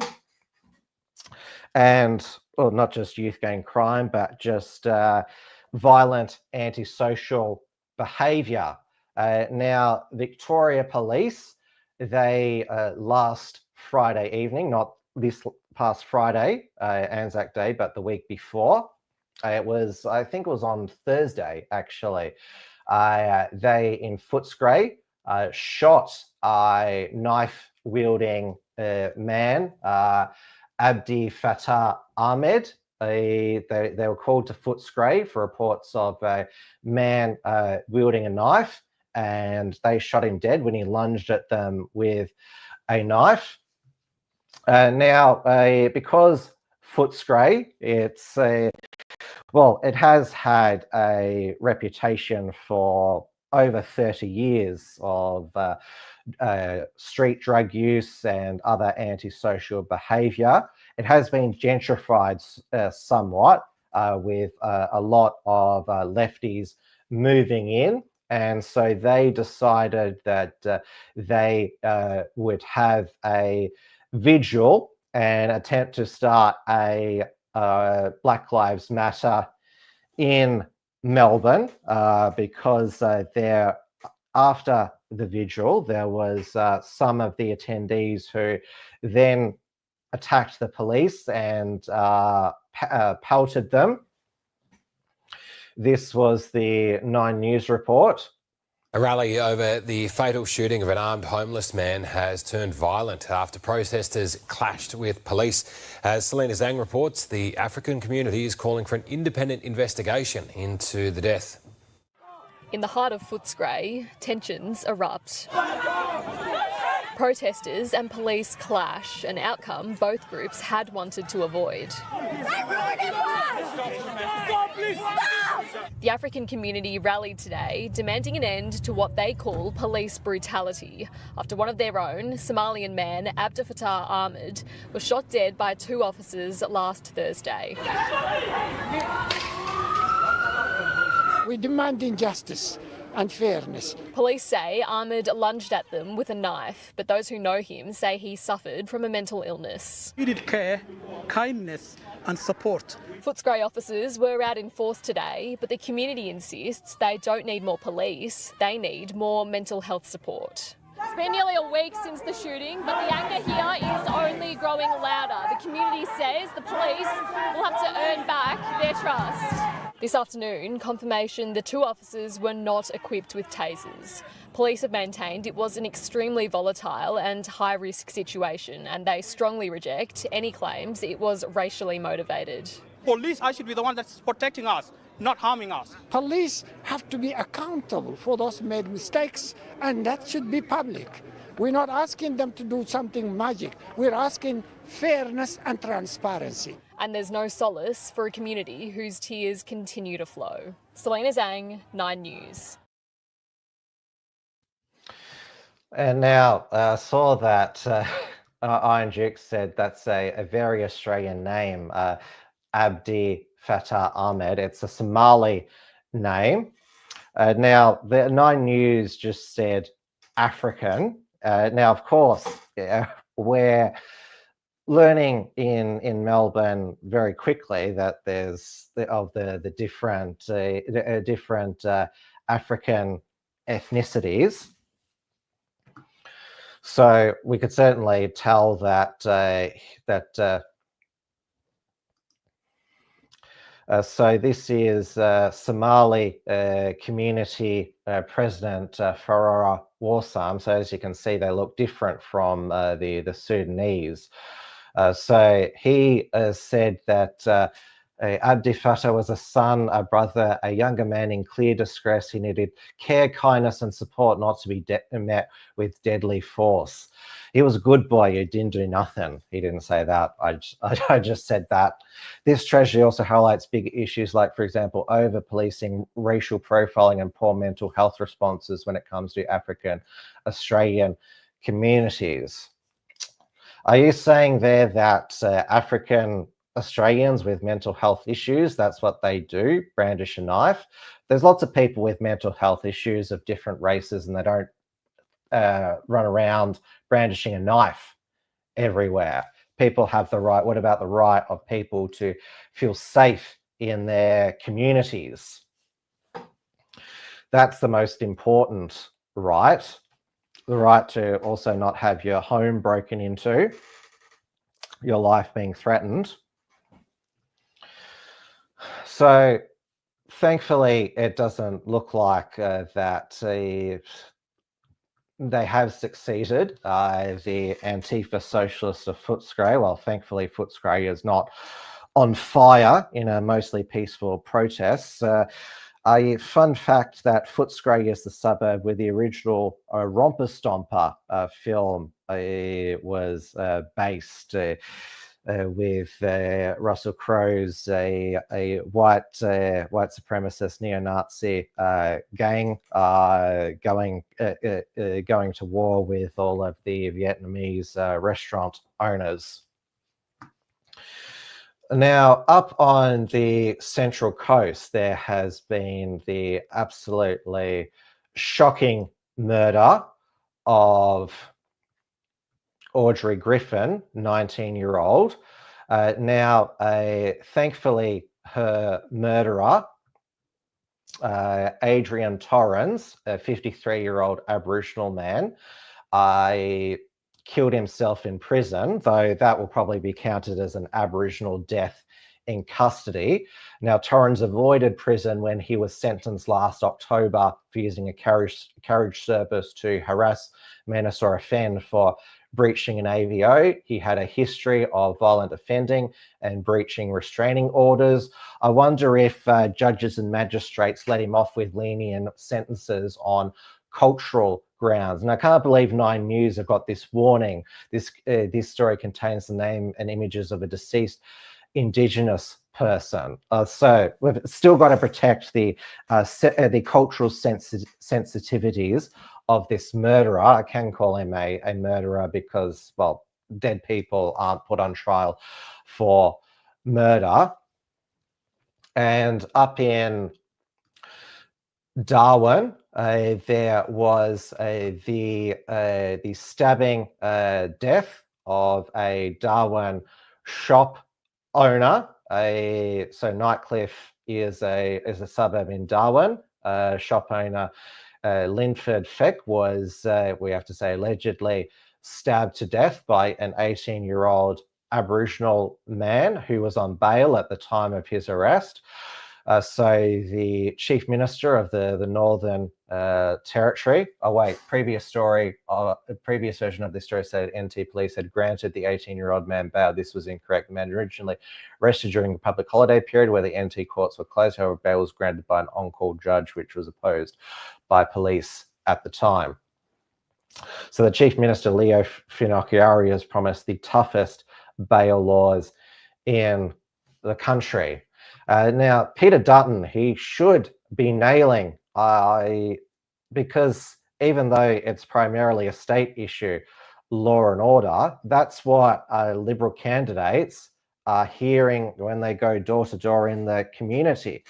I mean, he should also be nailing the Albanese government for just allowing those criminal asylum seekers, I should say illegals, criminal illegals, to be released by the High Court with no follow-up. It was only because there was public outcry, some of them reoffending. An elderly grandmother was bashed in Perth, remember that? How come he's not nailing Albanese, his failure to keep Australians safe? And we saw one of these criminal illegals shot by Victoria Police after he lunged at them. He survived.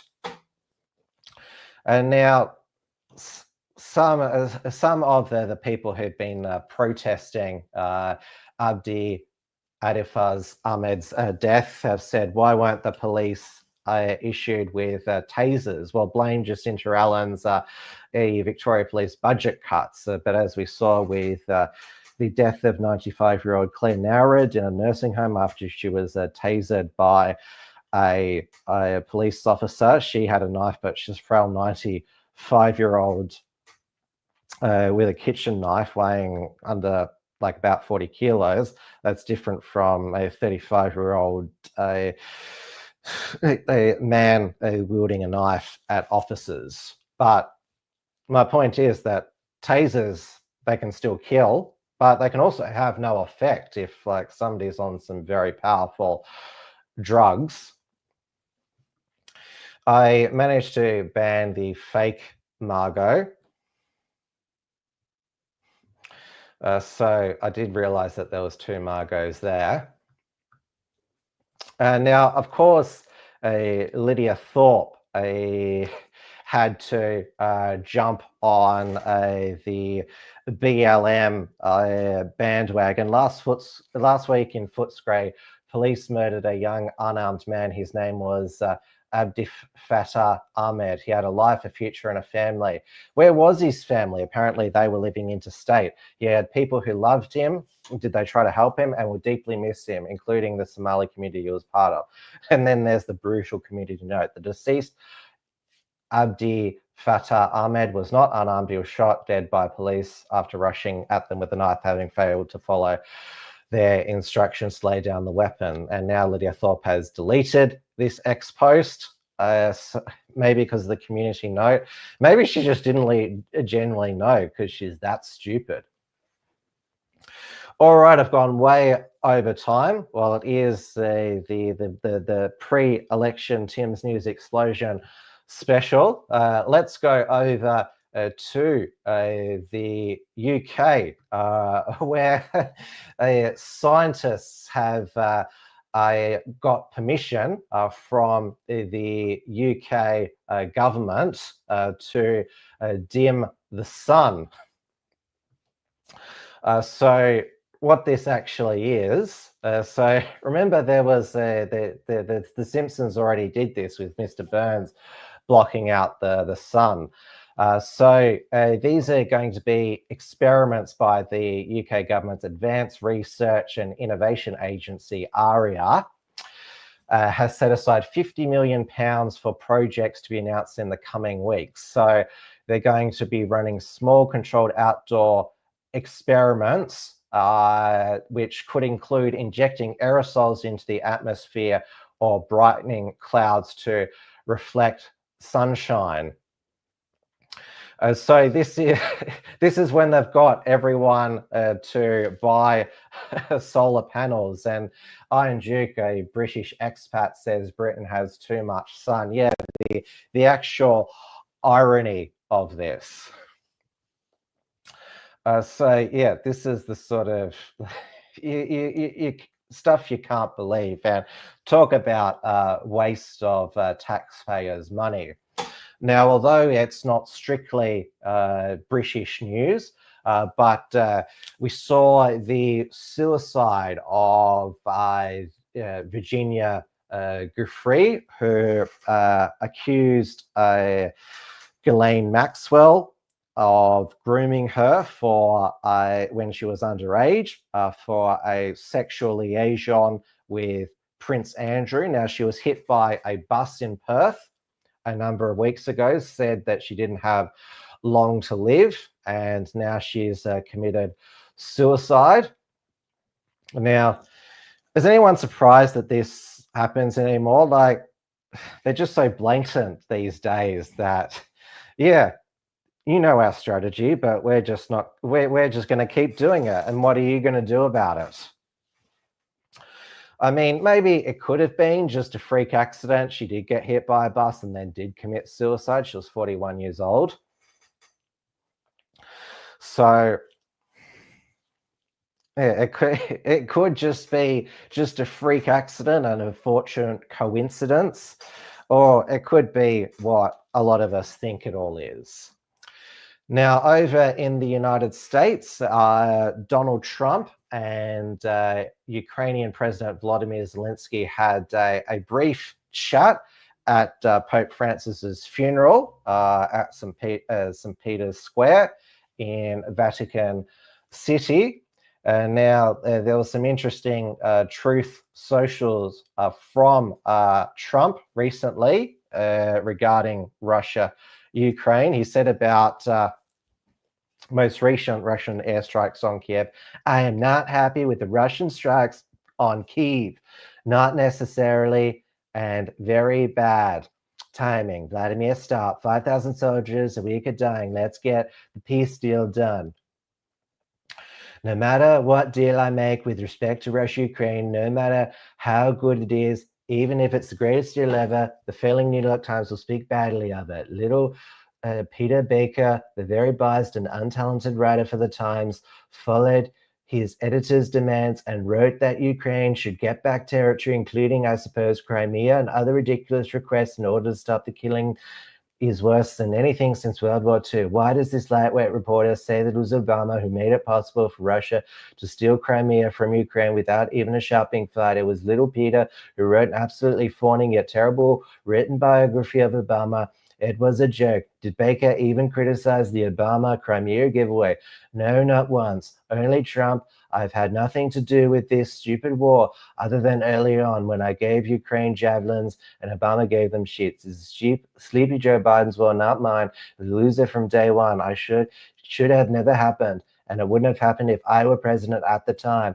I'm just trying to clean up the mess that was left to me by Obama and Biden, and what a mess it is. With all of it being said, there was no reason for Putin to be shooting missiles into civilian areas, cities and towns over the last few days. It makes me think that maybe he doesn't want the war to stop the war. He's just tapping me along and has to be dealt with differently through banking or secondary sanctions. Too many people are dying.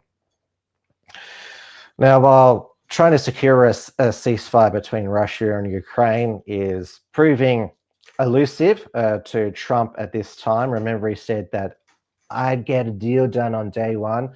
He's making significant progress with negotiations with Iran to prevent it developing nuclear weapons. And Trump has even said that he's willing to meet with the Iranian supreme leader, the Ayatollah.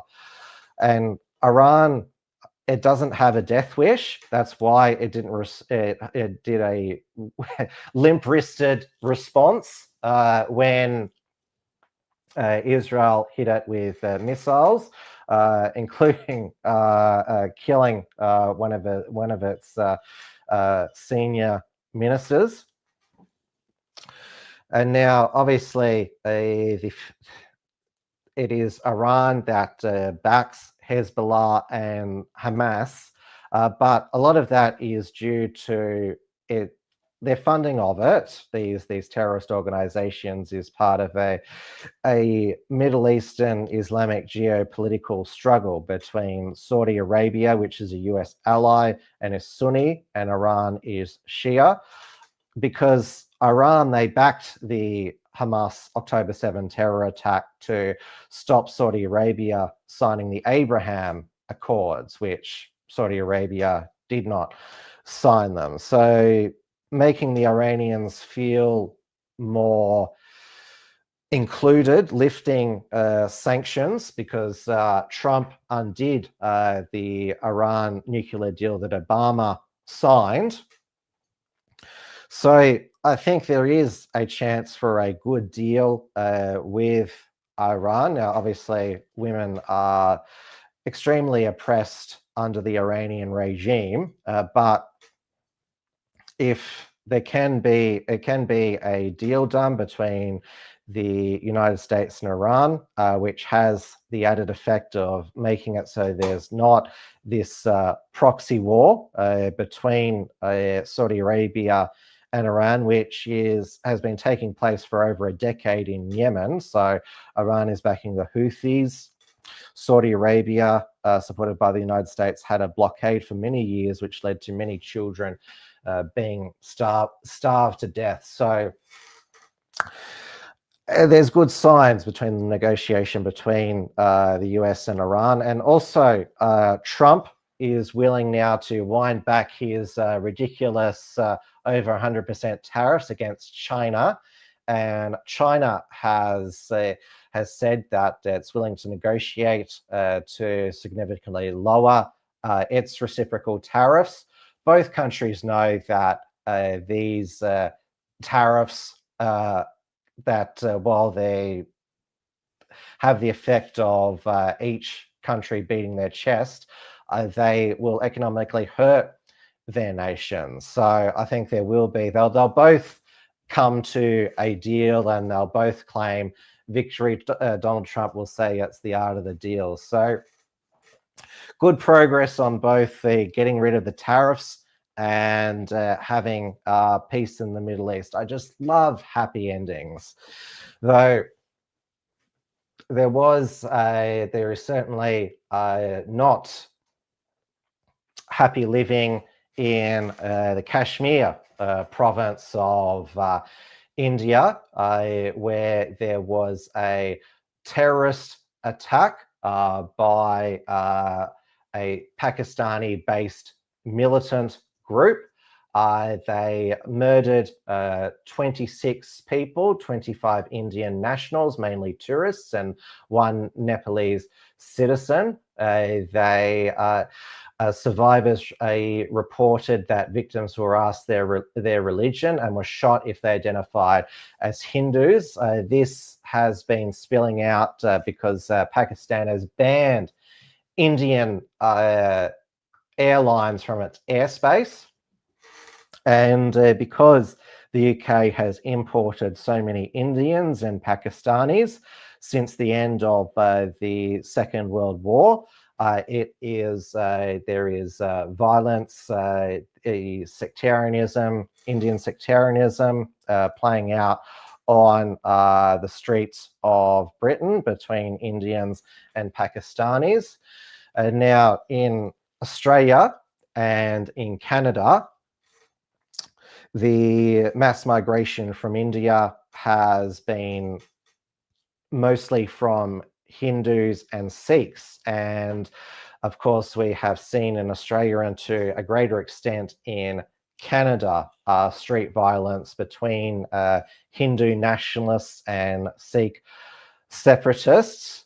So that is the Indian sectarianism that is occurring in Australia and Canada. In Britain, it is between Indian Hindus and Pakistani Muslims. So again, how many example of that is how mass migration leads to other conflicts being imported into Australia.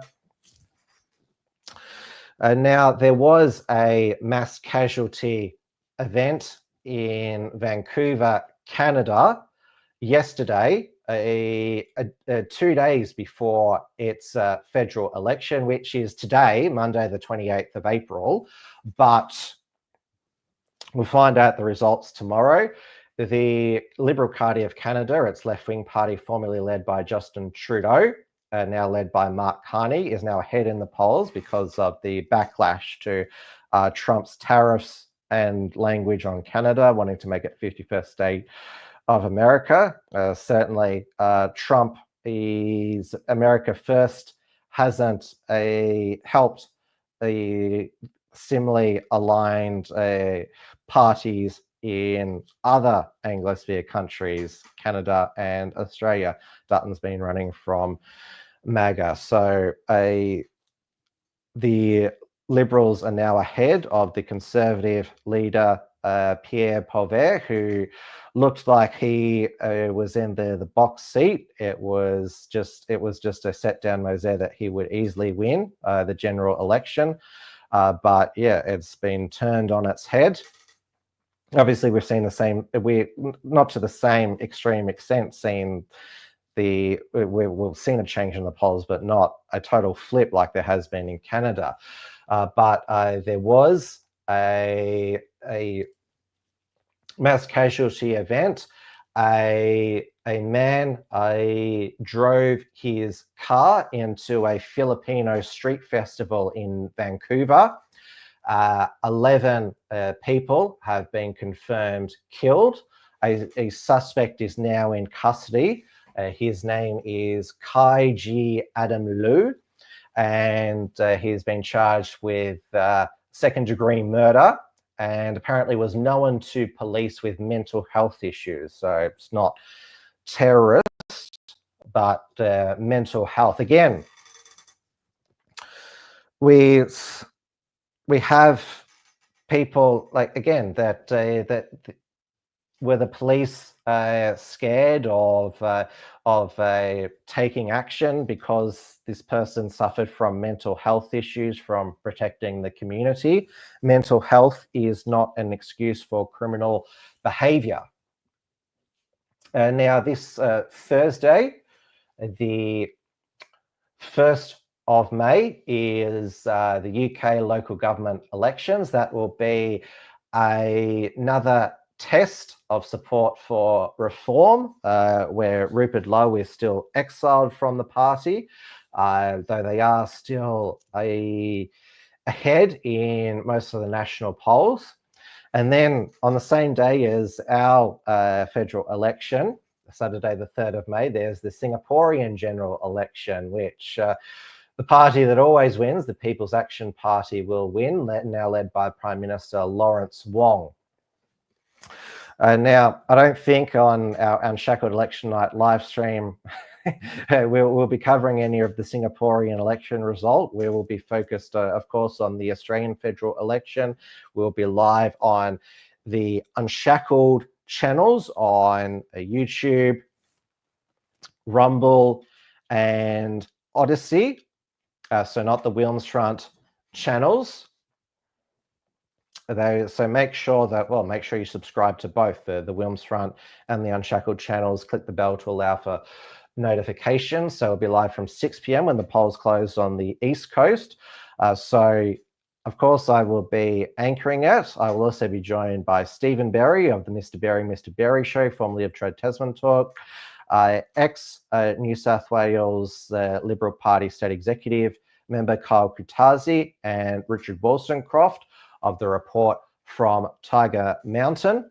Published another one of his reports and election preview on the weekend. Hopefully he'll be back on Sam Newman's You Cannot Be Serious podcast this week after the outpouring of viewer and listener support after Sam ambushed him the week before. They want more dick, Sam Newman's audience, and so hopefully Sam gives them more dick. Well, obviously dick as in Richard Wollstonecroft. I think in the footy show we saw enough of Sam's dick.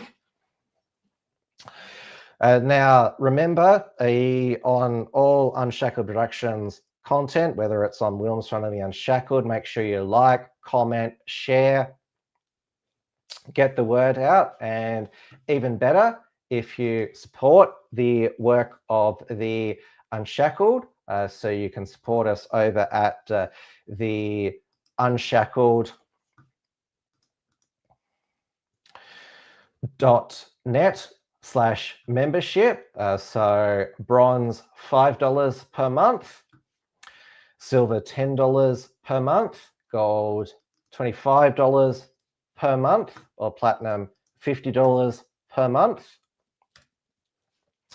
Or you can take out a yearly membership. So bronze $50 per year, 100 silver per year, 250 gold per year, platinum $500 per year. Or so the unshackled.net is where I publish written reports, such as my Melbourne Freedom Rally report. Over on Substack, that's where Unshackled Productions archive is, and I send out email alerts for upcoming Unshackled productions. So you can take out a membership at the unshackled.substack/subscribe, so monthly $5 per month, annual $50 per year, founding member $500 per year, and or you can just sign up for free, so you're on the mailing list.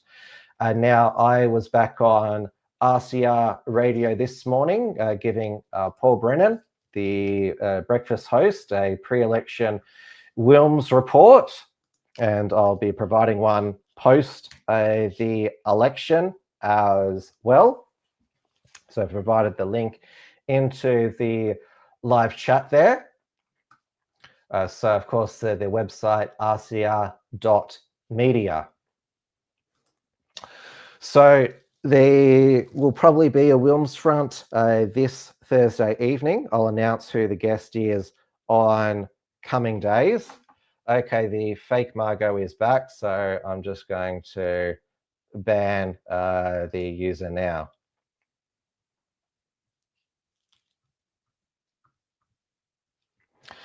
See, the real Margot is still here.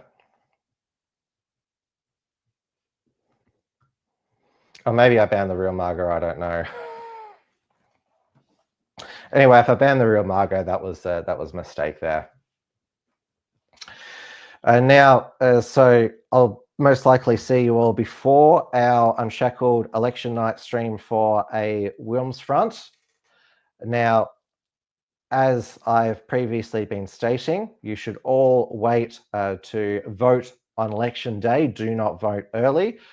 This is the reason you should vote on election day is so that your vote is counted that evening at the polling booth where you cast the vote, because early votes, they sit there for up to two weeks, and then they're transported to a pre-poll centre and they're slower to count on the night there. So if more people vote on the day, again, going against the trend of early voting, it's still at record levels, new record levels.